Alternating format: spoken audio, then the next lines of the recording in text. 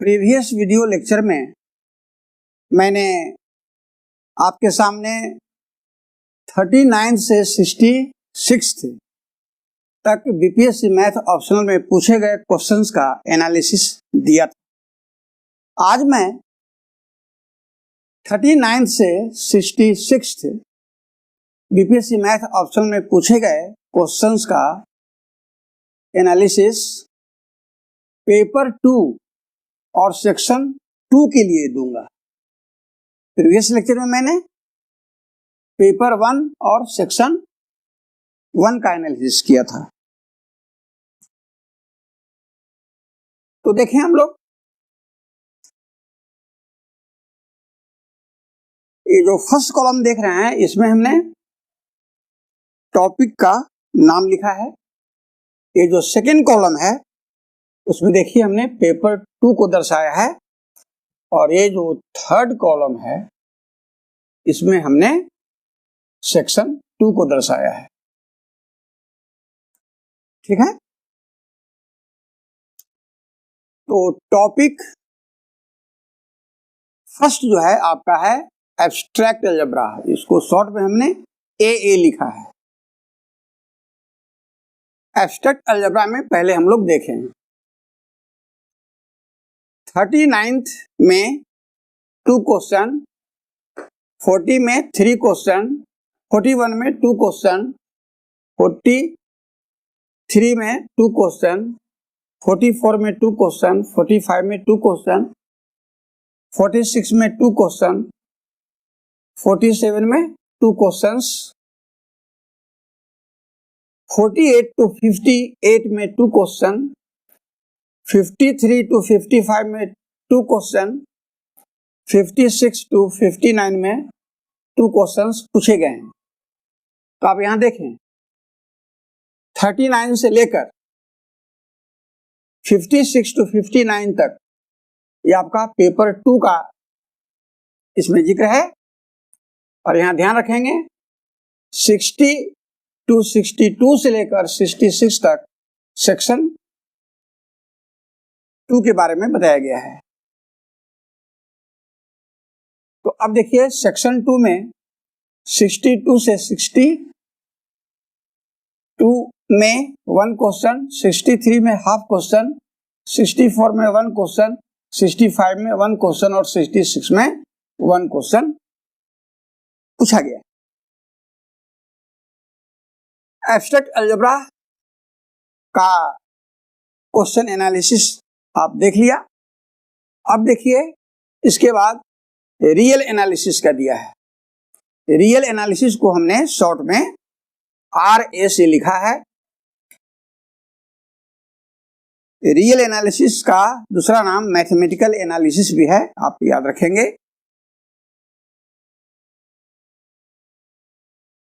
और यहां मैं मेंशन कर देता हूं एब्स्ट्रैक्ट अलजेब्रा का दूसरा नाम मॉडर्न अलजेब्रा भी है। तो रियल एनालिसिस में देखिए हम लोग 39th में 2 क्वेश्चन, 40 में 3 क्वेश्चन, 41 में 4 क्वेश्चन, 42 में 3 क्वेश्चन, 43 में 3 क्वेश्चन, 44 में 3 क्वेश्चन, 45 में 3 क्वेश्चन पूछे गए हैं। और 46 में देखिए 3 क्वेश्चन कंप्लीट पूछे गए और इसके साथ हाफ क्वेश्चन और पूछा गया। फिर 47 में 2 क्वेश्चन पूछे गए, 48 to 52 में 2 क्वेश्चन, 53 to 55 में 2 क्वेश्चन, 56 to 59 में 2 क्वेश्चन, 60 to 62 में 1 क्वेश्चन, 63 में 1 क्वेश्चन, 64 में 1 क्वेश्चन, 65 में 1 क्वेश्चन पूछे गए हैं। और 66 में देखें हाफ क्वेश्चन पूछा गया है और इसके साथ हाफ क्वेश्चन और पूछा गया है।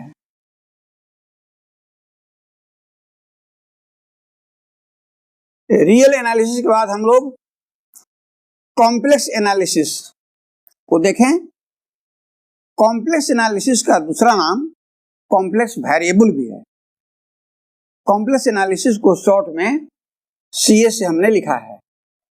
तो कॉम्प्लेक्स एनालिसिस में 39 में 1 क्वेश्चन तो कंप्लीट पूछा गया और इसके साथ 1 क्वेश्चन और पूछा गया, लेकिन इस 1 क्वेश्चन को 3 पार्ट में रखा गया ABC, जिसमें आप ध्यान देंगे A पार्ट और B पार्ट तो कॉम्प्लेक्स एनालिसिस से ही पूछे गए, बट ये जो C पार्ट है यह पार्शियल डिफरेंशियल इक्वेशन से पूछा गया। तो इस तरह से भी क्वेश्चन सेटिंग होता है, ये सब आप गौर करें। इसके बाद 40 में 2 क्वेश्चन पूछे गए, 41 में 1 क्वेश्चन, 42 में 2 क्वेश्चन, 43 में 2 क्वेश्चन, 44 में 2 क्वेश्चन, 45 में 2 क्वेश्चन और कॉम्प्लेक्स एनालिसिस में 46 में 1 क्वेश्चन तो कंप्लीट पूछा गया और इसके साथ हाफ क्वेश्चन और पूछा गया।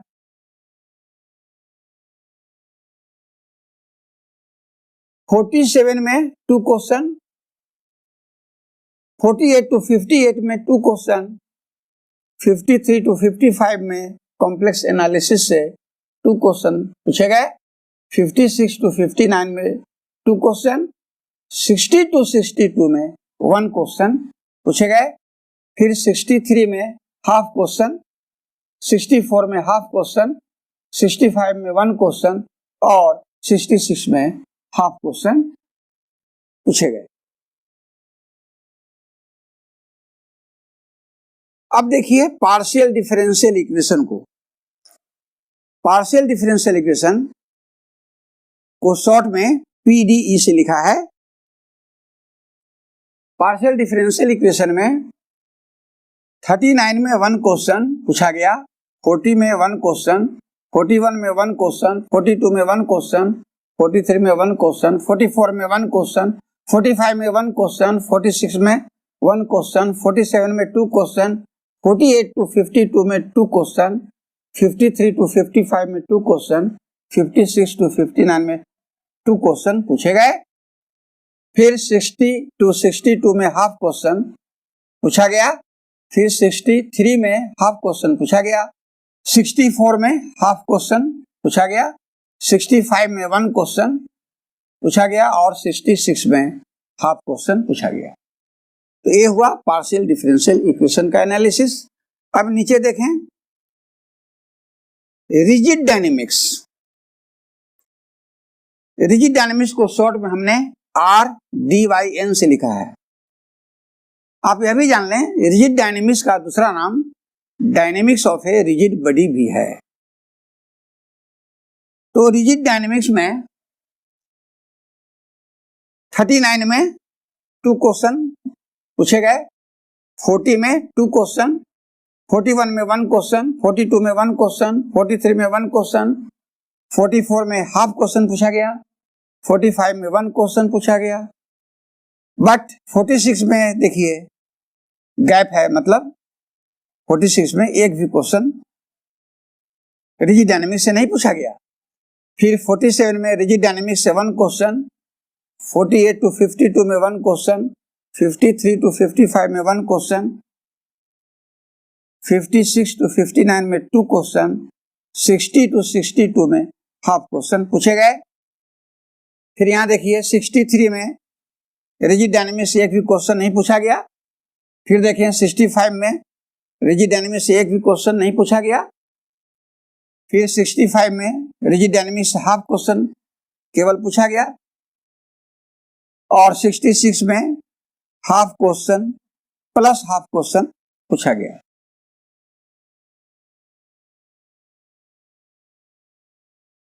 रिजिड डायनेमिक्स के बाद हम लोग आए हाइड्रोडायनेमिक्स में। हाइड्रोडायनेमिक्स को शॉर्ट में हमने HDYN से लिखा है। हाइड्रोडायनेमिक्स। हाइड्रोडायनेमिक्स का एनालिसिस देखें। इसमें 39 में 1 क्वेश्चन पूछा गया, 40 में 1 क्वेश्चन पूछा गया, 42 में 1 क्वेश्चन पूछा गया, 43 में 1 क्वेश्चन पूछा गया, 44 में 1 क्वेश्चन कंप्लीट पूछा गया और इसके साथ हाफ क्वेश्चन और पूछा गया। 45 में 1 क्वेश्चन पूछा गया। 46 में 2 क्वेश्चन पूछे गए। 47 में 2 क्वेश्चन पूछे गए। 48 to 52 में 1 क्वेश्चन पूछा गया। 53 to 55 में 2 क्वेश्चन पूछे गए। बट 56 to 59 में एक भी क्वेश्चन नहीं पूछा गया हाइड्रोडायनेमिक्स से। फिर आगे देखें 60 to 62 में हाइड्रोडायनेमिक्स से एक क्वेश्चन भी नहीं पूछा गया। 63 में भी एक क्वेश्चन भी नहीं पूछा गया। 64 में भी एक क्वेश्चन भी नहीं पूछा गया। 65 में भी एक भी क्वेश्चन नहीं पूछा गया और 66 में भी हाइड्रोडायनेमिक्स से एक क्वेश्चन भी नहीं पूछा गया। अब इसके बाद हम लोग न्यूमेरिकल एनालिसिस को देखें। न्यूमेरिकल एनालिसिस का दूसरा नाम न्यूमेरिकल मेथड भी है। अब जाने न्यूमेरिकल एनालिसिस को शॉर्ट में हमने NA से लिखा है।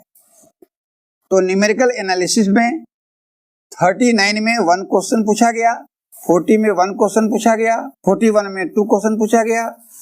42 में 2 क्वेश्चन पूछे गए। 43 में 2 क्वेश्चन पूछे गए। 44 में 2 क्वेश्चन पूछे गए। 45 में 2 क्वेश्चन पूछे गए। 46 में 2 क्वेश्चन पूछे गए। 47 में केवल 1 क्वेश्चन पूछा गया। 48 to 52 में 2 क्वेश्चन पूछे गए। 53 to 55 में केवल 1 क्वेश्चन पूछा गया और 56 to 59 में अब देखें 1 क्वेश्चन तो कंप्लीट पूछा गया और इसके साथ हाफ क्वेश्चन भी पूछा गया। फिर 60 to 62 में देखें केवल हाफ क्वेश्चन पूछा गया। 63 में देखें 1 क्वेश्चन तो कंप्लीट पूछा गया और इसके साथ हाफ क्वेश्चन और भी पूछा गया। 64 में देखें न्यूमेरिकल एनालिसिस से केवल 1 क्वेश्चन पूछा गया। 65 में हाफ क्वेश्चन पूछा गया। 66 में 1 क्वेश्चन पूछा गया।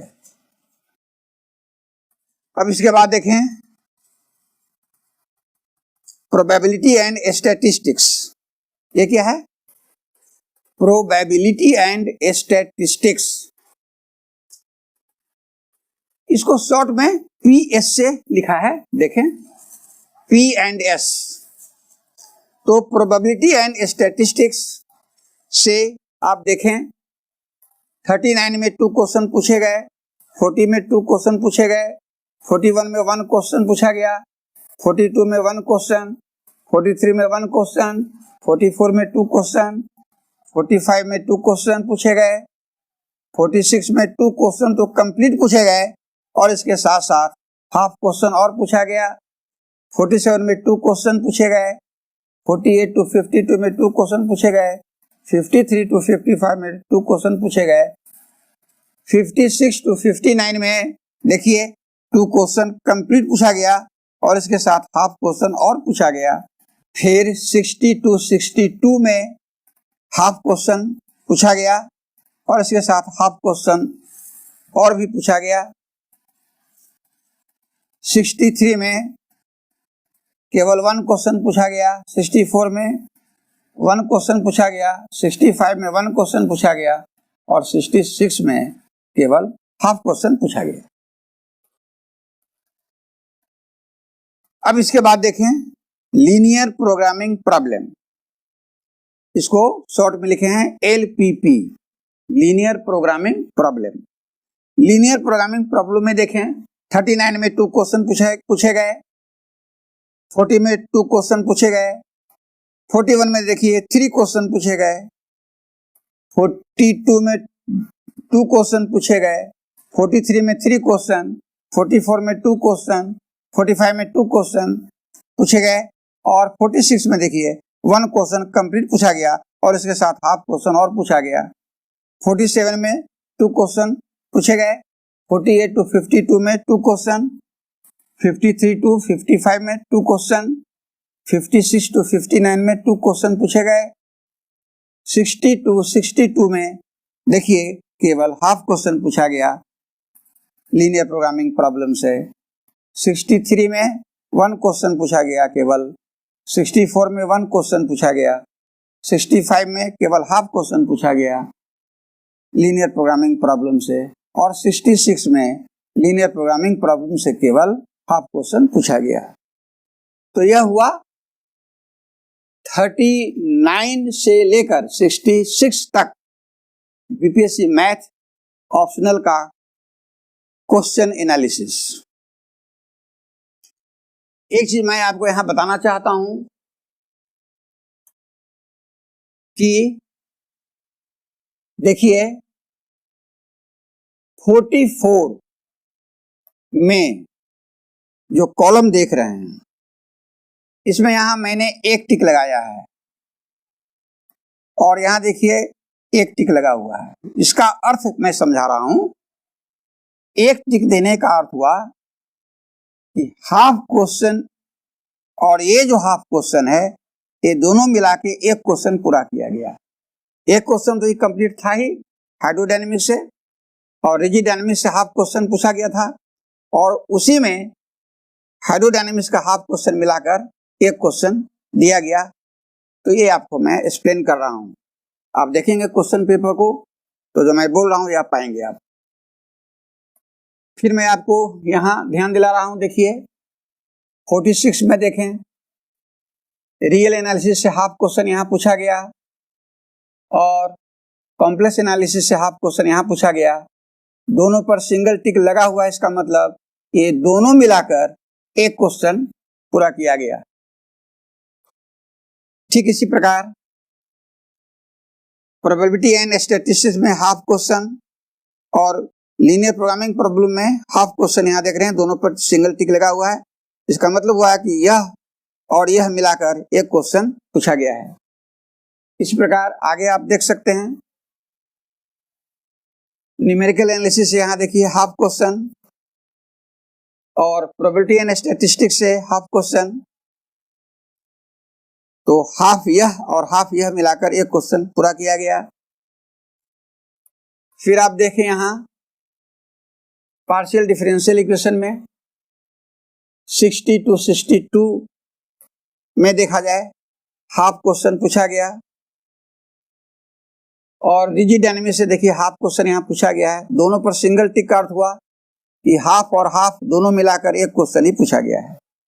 ठीक इसी प्रकार न्यूमेरिकल एनालिसिस में देखिए यहाँ हाफ क्वेश्चन पूछा गया और प्रोबेबिलिटी एंड स्टैटिस्टिक्स में देखिए हाफ क्वेश्चन, दोनों पर डबल टिक है। इसका मतलब हुआ कि हाफ क्वेश्चन यह और हाफ क्वेश्चन यह मिलाकर एक क्वेश्चन पूछा गया है। फिर देखें प्रोबेबिलिटी एंड स्टैटिस्टिक्स में हाफ क्वेश्चन यहाँ, और यहाँ देखें लीनियर प्रोग्रामिंग प्रॉब्लम में हाफ क्वेश्चन, ये दोनों पर हमने ट्रिपल टिक लगाया है। इसका मतलब हुआ कि हाफ यहाँ और हाफ यहाँ, ये दोनों मिलाकर एक क्वेश्चन पूछा गया।